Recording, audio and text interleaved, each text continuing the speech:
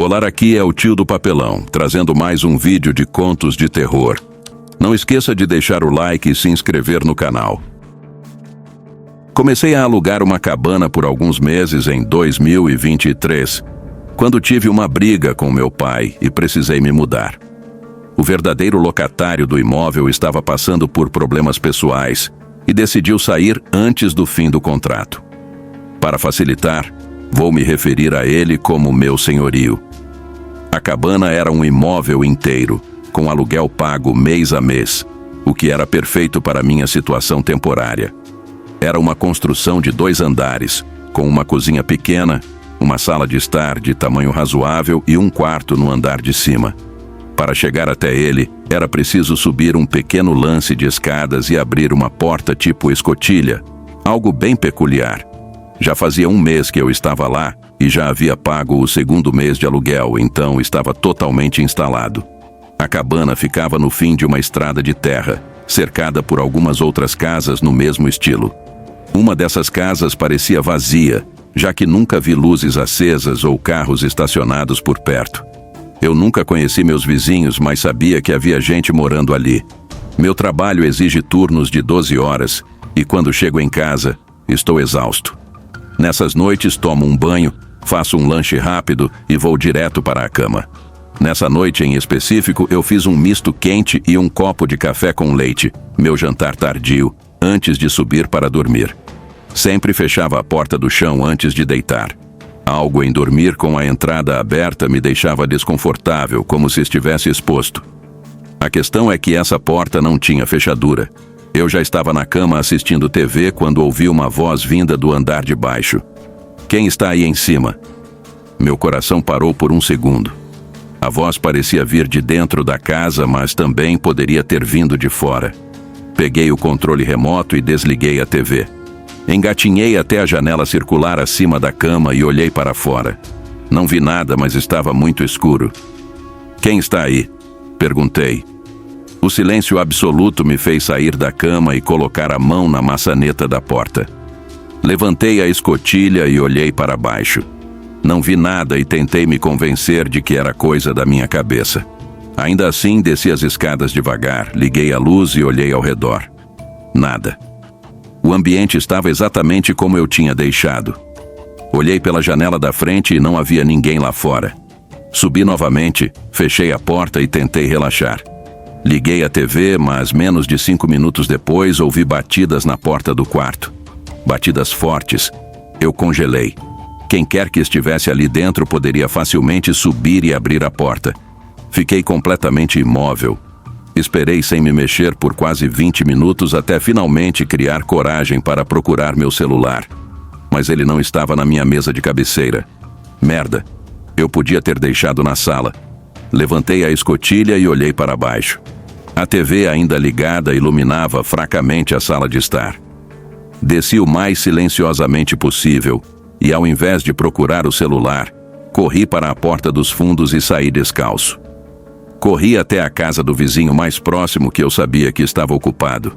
Vi que as luzes estavam acesas e bati várias vezes na porta. Foi quando percebi alguém me observando pela janela ao lado. A pessoa estava parada, imóvel, apenas me encarando. Meu Deus, cara! Gritei através do vidro. Alguém invadiu minha casa. Preciso de um telefone para chamar a polícia. Ele apenas continuou me observando sem dizer nada. A situação era perturbadora.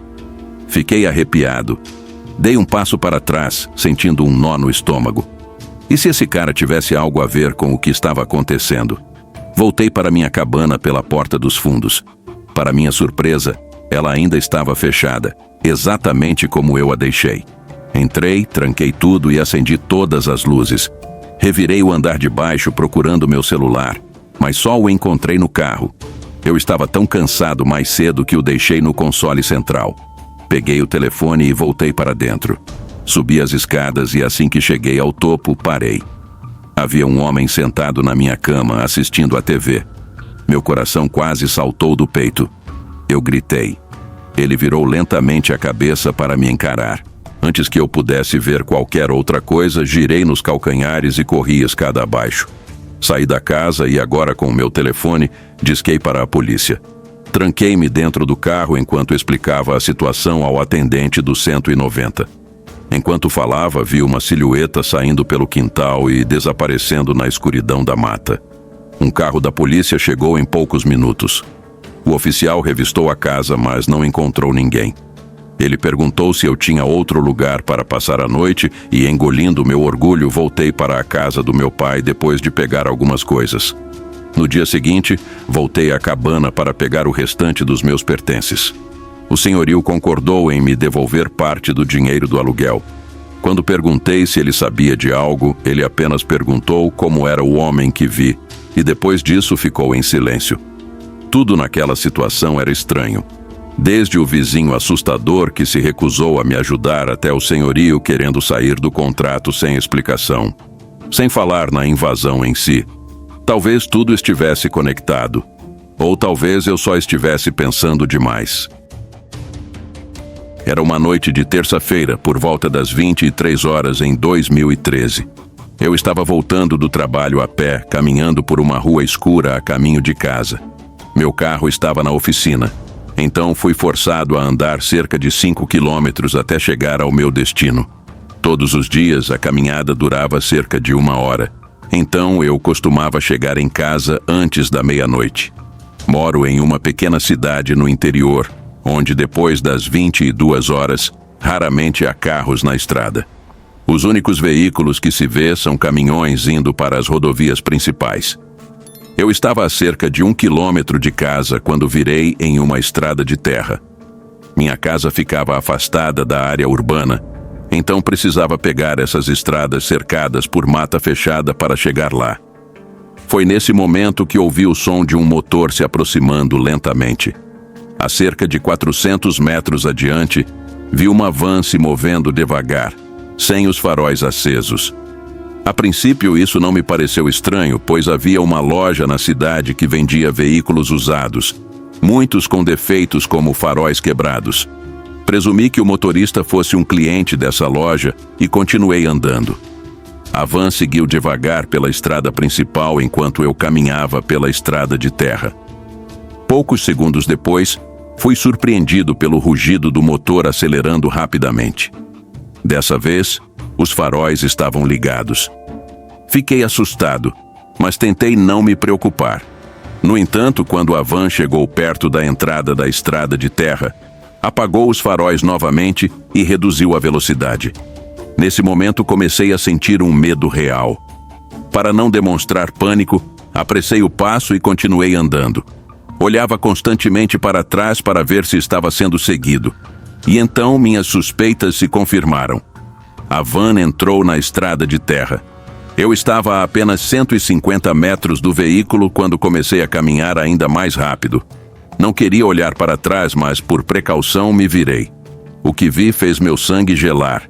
A van estava parada, com as portas do motorista e do passageiro abertas. Meu coração disparou, e eu corri pela estrada de terra para salvar minha vida. Foi nesse momento que ouvi o som de um tiro. Tive a certeza de que morreria ali mesmo. Sem pensar 2 vezes, fiz uma curva brusca e entrei na mata ao lado da estrada, me escondendo atrás de uma grande rocha. Meus pulmões queimavam e meu coração martelava no peito. Enquanto tentava conter minha respiração, ouvi uma voz masculina que parecia ser de um homem de meia idade, dizendo: "Acho que ela foi para a floresta." Meu horror aumentou quando ouvi vozes femininas respondendo: "Sim, senhor. Vamos procurá-la." Eu já não temia apenas pela minha vida, mas pelo que aquelas pessoas poderiam fazer comigo. Me cobri com as mãos para evitar fazer qualquer ruído. Então, ouvi algo ainda pior. O homem disse: "Quem encontrá-la não precisa beber o sangue esta noite." 1 milhão de pensamentos passaram pela minha cabeça. Seria algum tipo de culto satânico? Aquelas garotas eram vítimas sequestradas? Eu me tornaria uma delas? Fiquei ali por uma eternidade, paralisado de medo, ouvindo qualquer ruído ao redor. Até que, para meu alívio, ouvi sirenes de polícia ao longe. Aguardei um pouco mais e quando finalmente tive coragem de espiar por trás da pedra, vi luzes vermelhas e azuis iluminando a estrada. Corri para os policiais, gritando por socorro. Eles vieram até mim e perguntaram: "Senhora, você sabe sobre o corpo?" Fiquei confusa e perguntei: "Que corpo?" Foi então que vi, na frente do carro da polícia, a coisa mais horrível da minha vida. O corpo de uma jovem, nua e estripada, coberta de sangue. A van havia sumido sem deixar rastros. Expliquei tudo aos policiais. O veículo, o homem, as garotas e o que elas disseram sobre beber sangue. Os agentes disseram que investigariam o caso e foram gentis o suficiente para me levar para casa naquela noite. Ainda aterrorizada, não consegui dormir. Por volta das 3 horas da manhã, olhei pela janela e vi algo que me fez gelar novamente. A mesma van de antes, dirigindo devagar pela minha rua, sem os faróis acesos. Dessa vez fui esperta e anotei a placa. Liguei para a polícia imediatamente e informei o que tinha visto. Quando os policiais chegaram, a van já havia desaparecido. Mas o que eles me disseram naquela noite ainda me assombra até hoje. Eles verificaram o número da placa e descobriram que ela estava registrada em um estado distante. O problema? Outras delegacias pelo país também haviam recebido relatos de uma van suspeita com a mesma placa naquela mesma noite.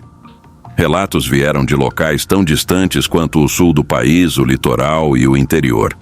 Os policiais disseram que me ligariam se tivessem mais informações, mas nunca recebi nenhuma ligação.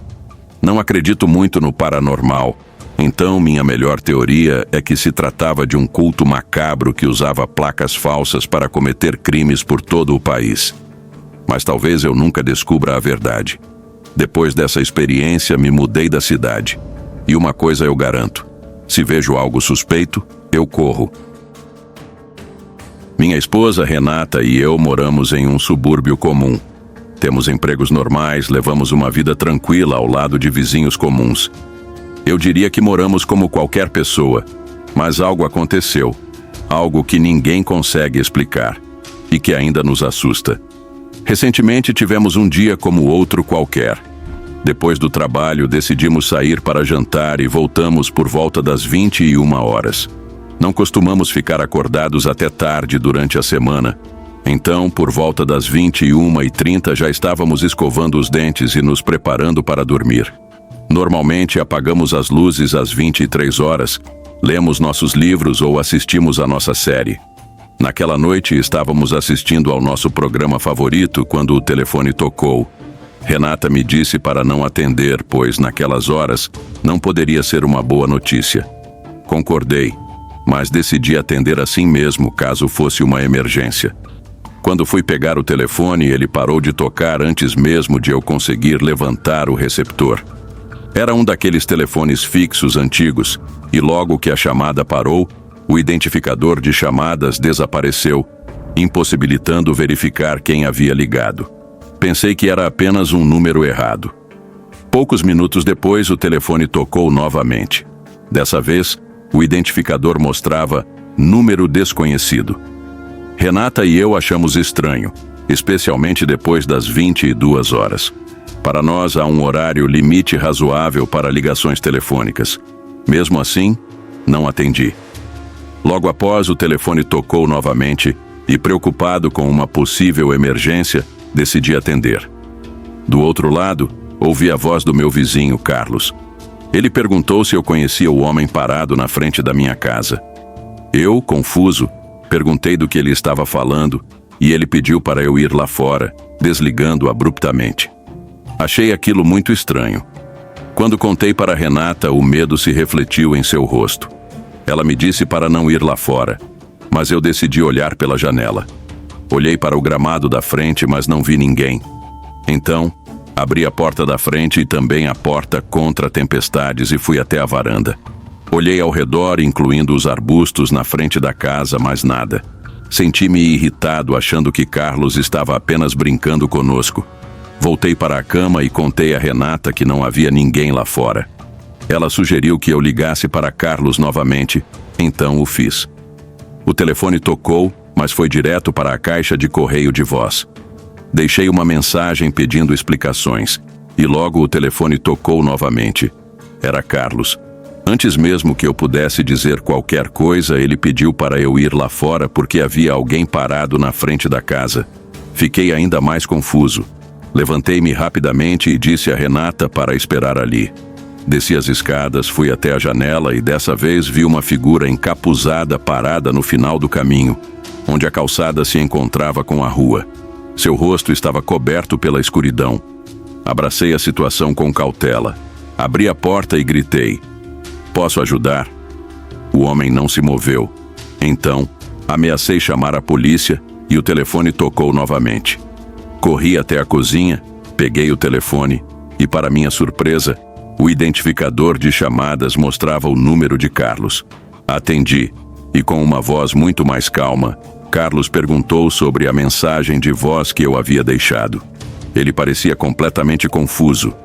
Eu lhe expliquei sobre as ligações e sobre o homem lá fora, mas ele alegou não ter feito nenhuma ligação. Na verdade, ele nunca viu ninguém na frente da minha casa. A confusão só aumentava. Voltei à janela e o homem já não estava mais lá. Perguntei a Carlos, irritado: "Se isso foi uma brincadeira, não me diga que não foi você." Carlos insistiu que estava falando a verdade e que não era o tipo de pessoa para fazer esse tipo de piada.